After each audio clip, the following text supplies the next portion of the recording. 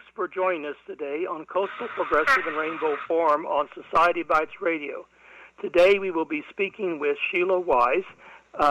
Sheila is a straight ally with 2 lesbian daughters, and she serves on the board of PFLAG Sarasota, along with other NGO leadership positions. She was born and lived in West Virginia and then in Ohio for over 30 years before moving to Sarasota.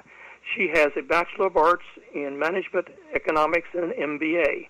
One daughter has been married 13 years and lives in Chicago with her wife and 2-year-old daughter.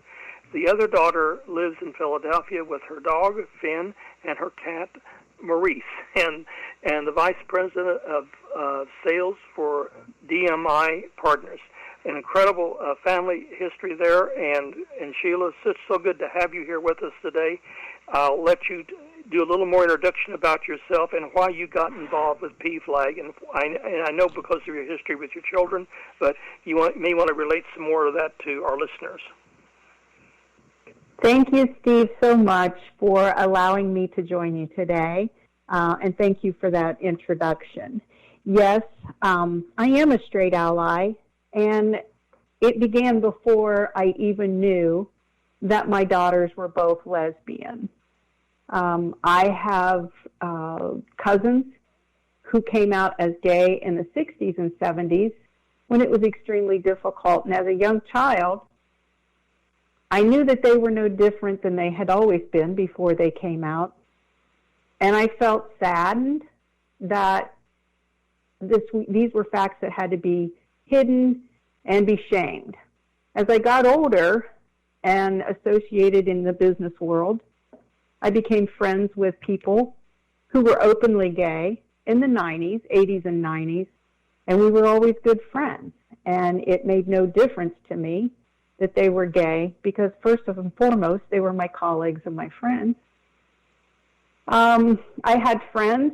I was raised conservatively as a Protestant, a child of a Methodist minister.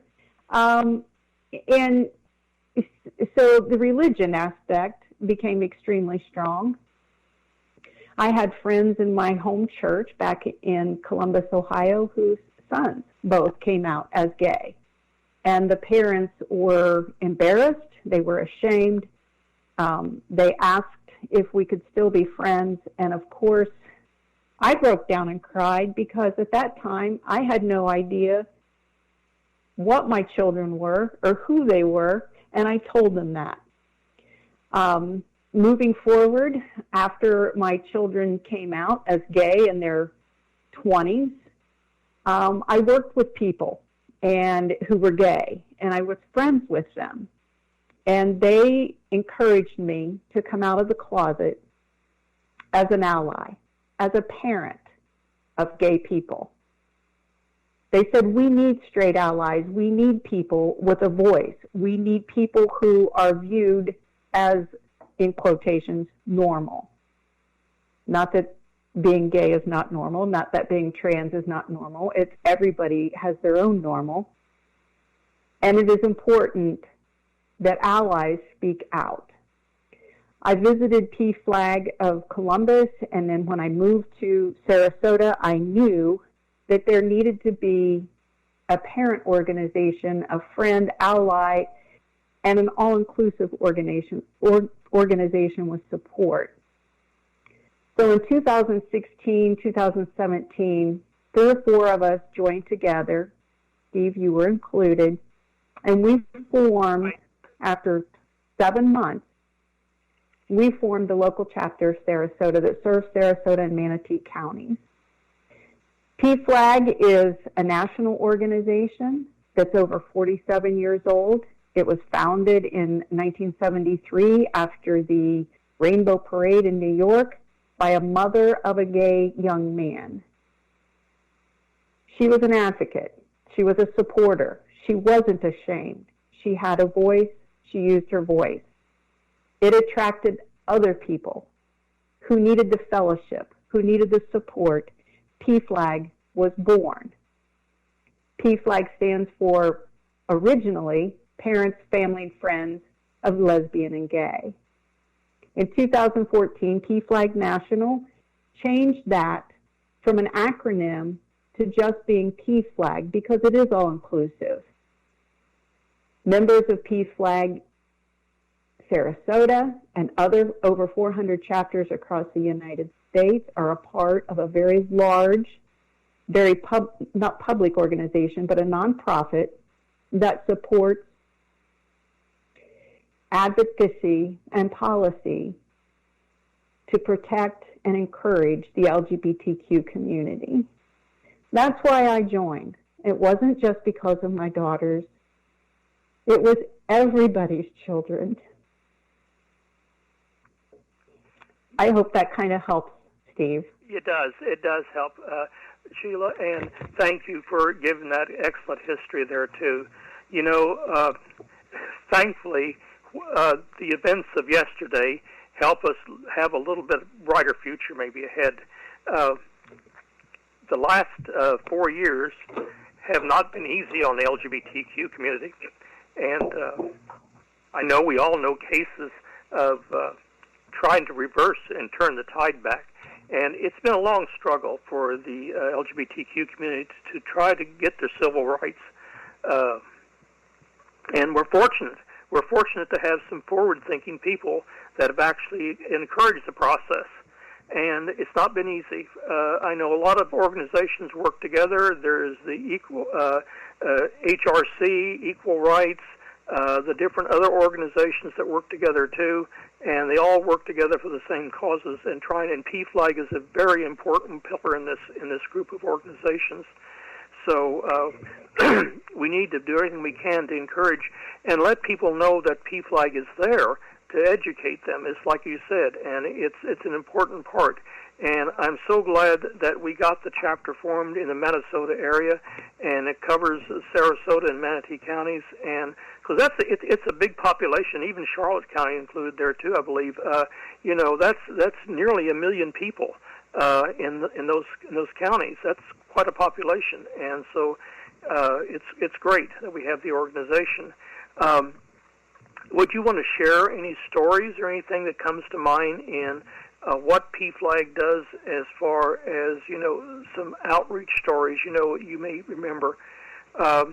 I just recently did interviews here with a lady who wrote done 2 incredible books, and I was absolutely blown away, and she happens to live now in Sarasota. She's wrote books on If Only They Came With Instructions, and then Parenting in a World of Change. And you are so surprised about how many things, I know most people realize this, that happens in their young ages that makes for their future. Being LGBTQ plus is not something that's decided by their parenting skills. So most of us realize that, because I know a lot of people went through. They heard parents say to them, "Well, what did I do wrong? What happened? Why are you like this?" You know, it's not a choice, and it's who they are. Would you want to address any of this and talk a little bit about that, Sheila? Sure, absolutely. Education is key.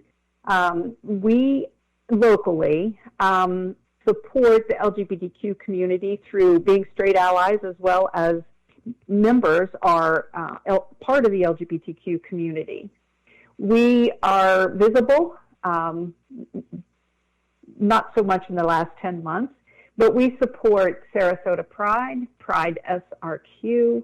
We attend the St. Petersburg Pride Parade every summer. We march with our banner. Our members are there, supporting the Southwest Florida chapters of Dunedin, Orlando, Naples, and Sarasota, St. Pete. We all march together. And we also support Manatee Pride. Last year, these events were canceled because of the pandemic. We kept we kept meeting. We have Zoom. We have a Zoom account that's paid by the national organization through a grant from them each month. The local chapter here, which I'm a co-secretary, we meet now, as of this month, the last Monday night of each month at 6 p.m. And we have a very robust email group of people, of contacts, over 100, and some people who have shown interest in our local chapter. We send out email blasts no more than twice a month announcing news information, links to educational resources, and also to our meetings. We will be meeting in person at the local Also Youth Center at 1470 Boulevard of the Arts, Sarasota, Florida, and that is just north of Fruitville Road. The zip code is 34236. We meet from 6 to 7:30. We will be available by Zoom as well. And Steve, I think you can send out that information with the information from this newscast. PFLAG National also supports the local chapters and the state organizations. Each state has different state policies, laws that come up for vote in Tallahassee, for example, whether it's detrimental or is a pro for LGBTQ life. In the past couple of years, we have run campaigns where we contact by letters and emails and phone calls to our local districts and those writers and supporters of different policies that would harm the transgender community or the gay community. We're very active. We cannot, as a nonprofit, support any particular candidate, but we can make it known what representatives, either state senators or the federal senators, who are looking to suppress the LGBTQ community. It's very encouraging. At our PFLAG National Annual Meeting this year by Zoom, Nancy Pelosi was the featured keynote speaker.